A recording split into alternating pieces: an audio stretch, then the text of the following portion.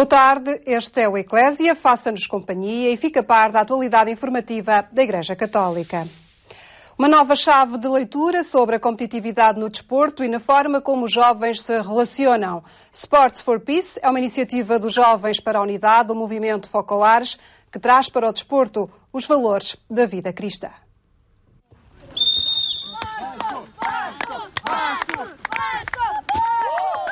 Um salto em frente na forma de viver e praticar o desporto. Sports for Peace, uma iniciativa do movimento Jovens para a Unidade, promove o desporto como forma de união. Com regras que ultrapassam as barreiras da competitividade, aqui descobrem-se outras formas de olhar para conceitos como vitória e derrota. Estes encontros são para jovens que têm outra perspectiva da vida, em que não se interessam só pelas coisas materiais e que se interessam mais sobre a união entre as pessoas. Nós temos as regras dos jogos e temos as regras do Sports for Peace, que são que implementam mais a unidade entre eles e saber perder também, que é importante. 1, 2, 3... O dado lança a sorte, mas também o desafio por detrás do jogo. Veja a vitória dos outros como se fosse tua. Ok. A partir daqui, joga-se com esta nova regra no pensamento e no coração.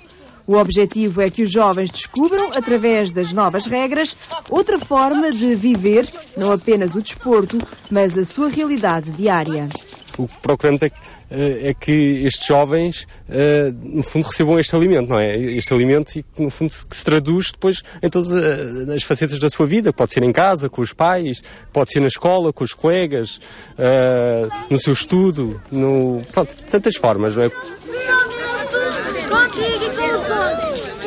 Eu acho que é um desafio muito grande, não é? Porque, no fundo, gera-se tanta competitividade e, no fundo, o desporto, ou, por exemplo, aqui o desporto, ou tantas coisas que os jovens hoje se empenham, podem ser por objetivos tão diferentes ou tão deturpados. E, no fundo, aqui procuramos dar a verdadeira essência, que não é?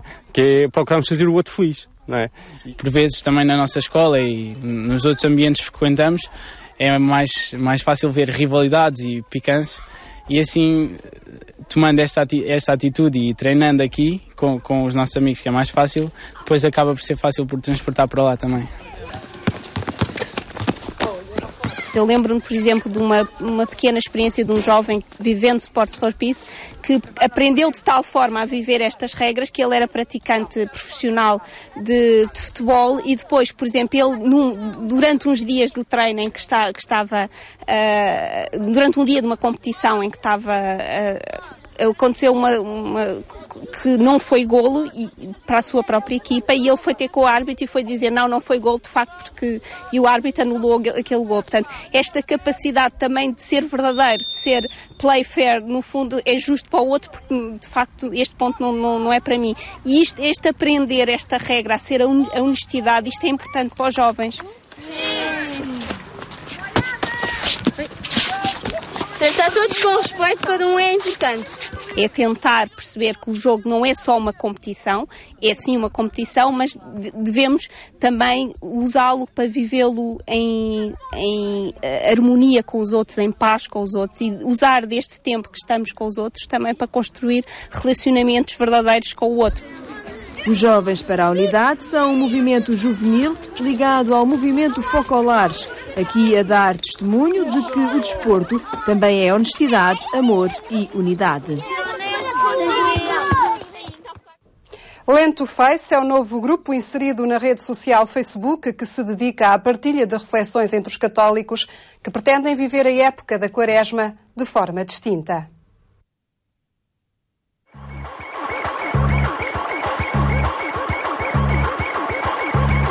Este é um dos muitos vídeos que pode ser visionado no Lent to Face.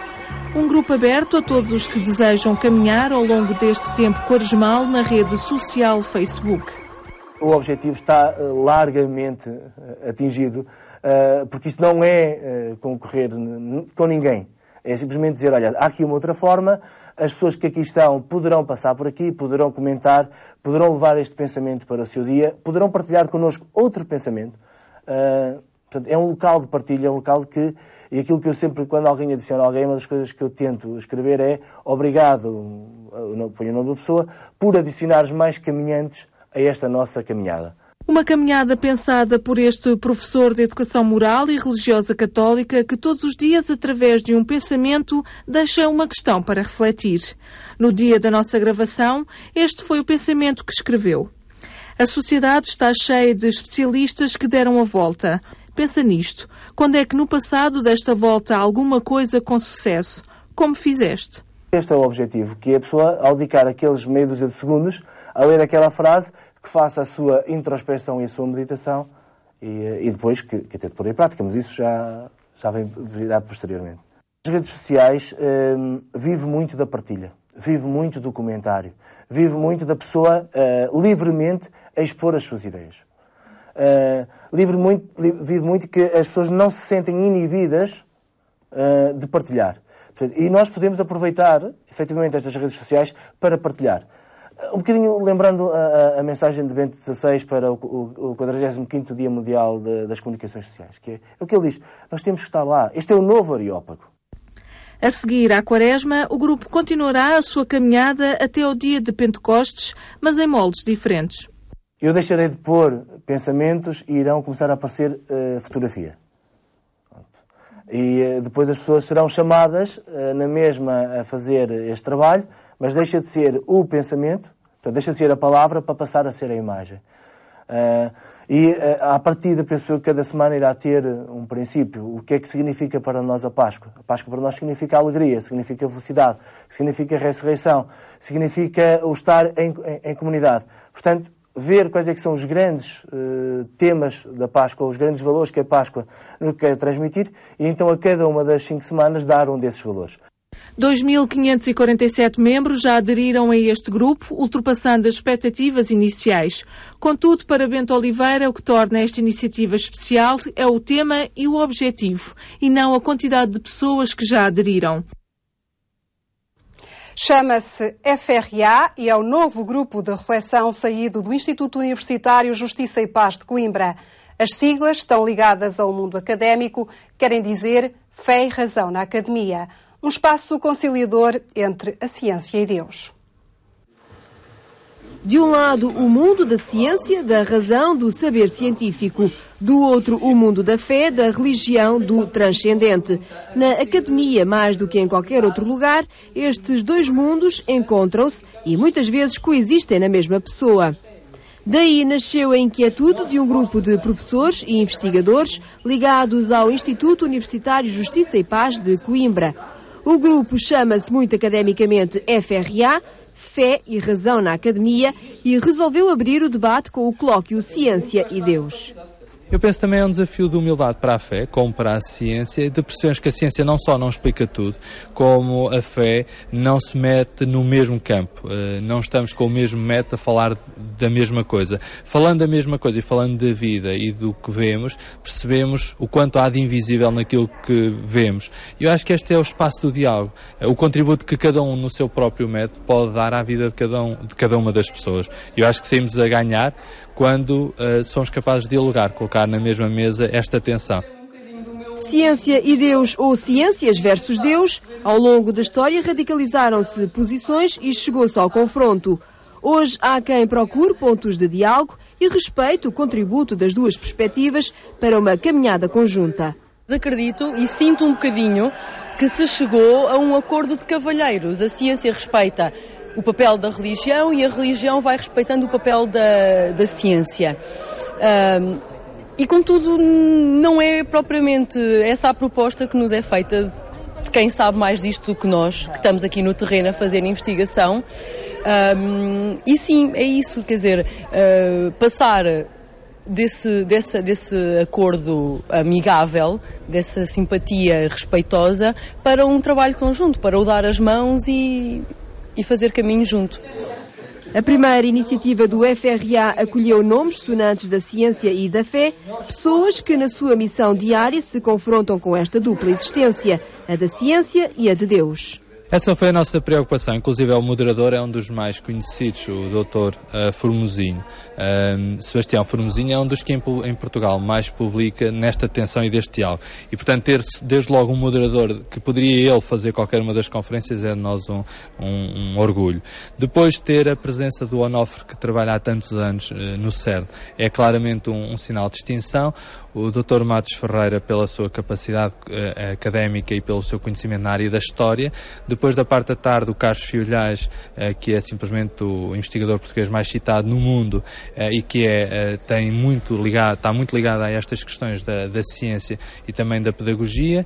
Depois temos o Padre Vasco, que é conhecido de todos, o Padre jesuíta, e tem muito posto esta questão do diálogo ciência e Deus, ele próprio pela sua experiência, e termina com um engenheiro, diria civil, que na sua vida concreta, que influências é que isto tem no seu executar. Curiosamente, e quase como provocação, o colóquio Ciência e Deus decorreu na área das engenharias do Polo 2 da Universidade de Coimbra.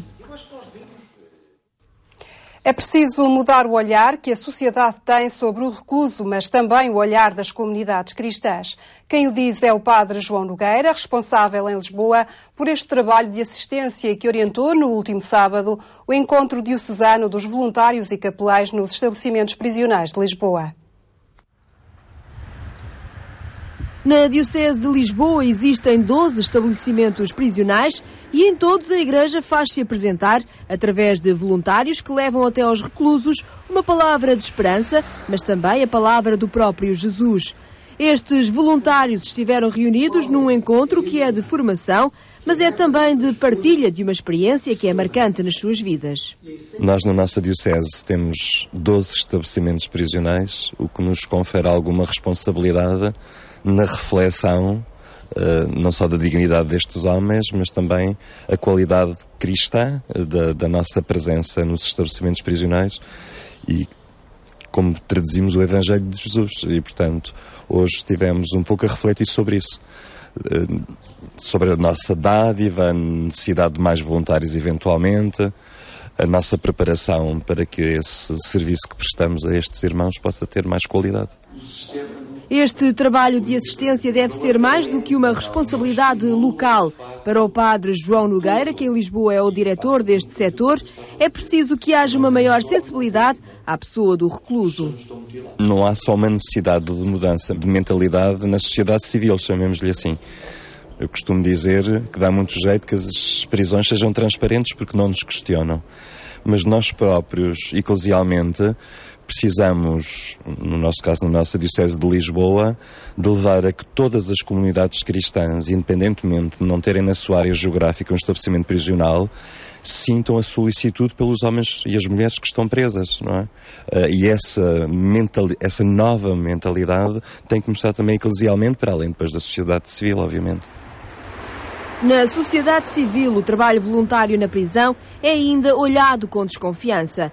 Para quem está envolvido neste trabalho, esta desconfiança resulta de uma mentalidade que é globalmente punitiva. De uma maneira geral, a sociedade encara o visitador prisional como assim uma pessoa fora daquilo que lhe é compreensível.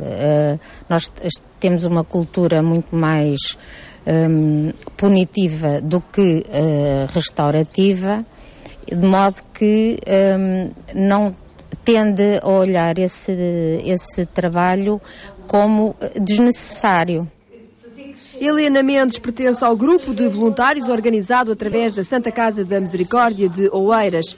Visita regularmente o Hospital Prisional de Caxias e os estabelecimentos prisionais de Monsanto e Sintra. Como voluntária, acredita que a sua presença é restauradora da dignidade dos reclusos. A nossa presença é um meio de restituição da dignidade do recluso. Somos alguém que olha para eles como pessoas, não como números.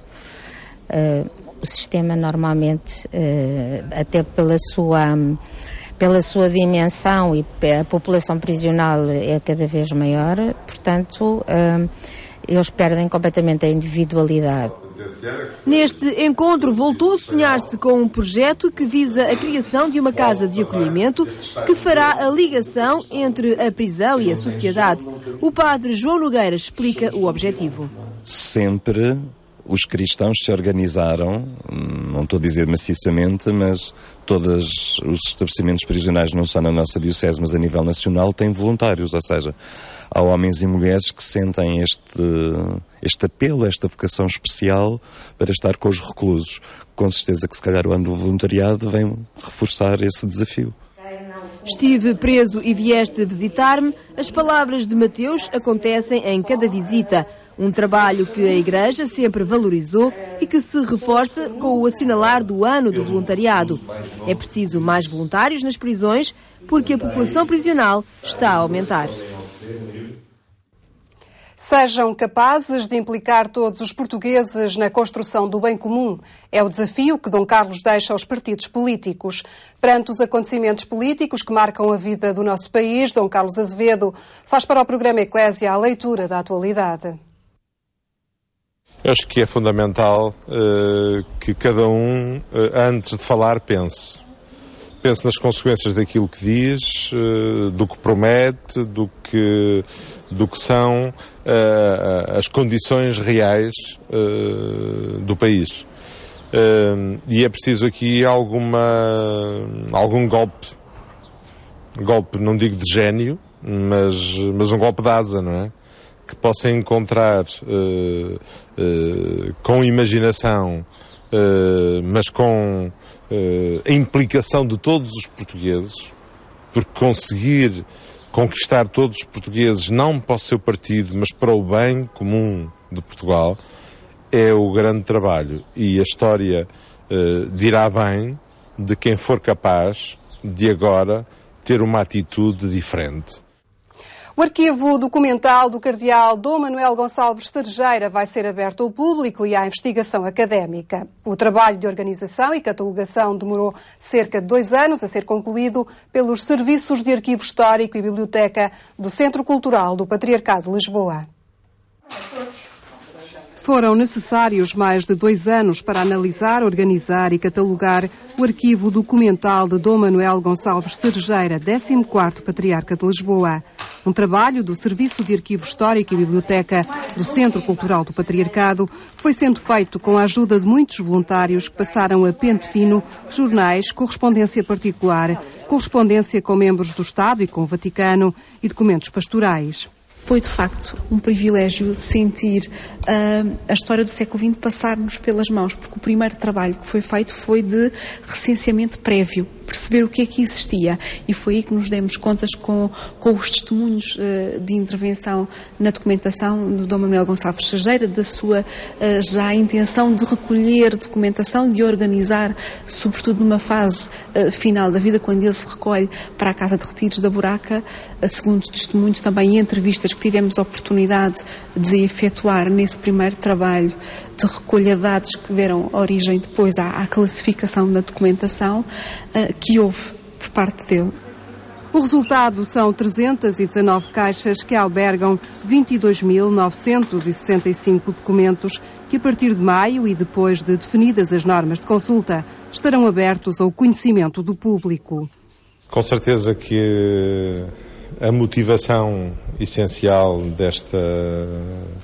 deste enorme trabalho que durou 2 anos e meio é que a figura possa ser conhecida, estudada, que a memória da Igreja encontre verdadeiros documentos para que tenhamos uma visão mais articulada, mais completa de uma grande figura do século XX em Portugal. O anúncio da abertura do espólio contou com uma sessão pública no Patriarcado de Lisboa no dia 1 de abril, data do centenário da ordenação presbiteral do cardeal Cerejeira. Grande parte do arquivo documental diz respeito ao longo pontificado do cardeal que vai desde 1929 a 1971. O grosso da documentação é a Secretaria Particular, portanto toda a sua atividade durante o longo pontificado de 29 a 71, portanto atravessa toda uma parte significativa do século XX, atravessa as guerras, atravessa as manifestações de 68, atravessa todo o período da ação católica, que foi importantíssima para a história da Igreja em Portugal, e depois ainda aí como patriarca resignatário, ainda vive o 25 de Abril, anterior vive a mudança da monarquia constitucional para a República. Portanto, é uma personalidade que de facto perpassa toda a história do século XX e que depois se reflete na documentação. Hoje, no seio da Igreja, a figura do cardeal Serjeira continua a influenciar. Dom Carlos Azevedo destaca nele o dom da palavra oral e escrita e a relação com o clero, e num momento difícil nas relações Igreja-Estado, destaca o papel de diplomata. Também podemos dizer, aí com a sua forma original, num momento muito difícil da relação com o Estado, de manter a distância entre a independência e aquilo que era possível na diplomacia. Aí podemos dizer que, para meu gosto, foi mais diplomata do que profeta, mas o momento era muito difícil e, portanto, o que ele tentou defender foi sempre o seu amor à Igreja, que esteve acima de tudo, e saber que se tomasse outras as posições podiam ser mais maléficas para o bem da Igreja. E cada um, no amassar das suas circunstâncias, terá depois a possibilidade de escolher. Há pessoas vivas referenciadas na documentação, há organismos recentemente extintos e, por isso, há restrições às consultas. Definido o que pode ir ou não à consulta, os arquivos abrirão ao público no próximo dia 2 de maio. Dada a escassez de recursos humanos no Serviço de Arquivo do Patriarcado, recomenda-se marcação prévia. É tudo por hoje, estamos de regresso amanhã. Até lá pode continuar a acompanhar toda a atualidade da Igreja Católica através de todas as plataformas Eclésia disponíveis em agência.eclésia.pt. Fique bem, até amanhã, se Deus quiser.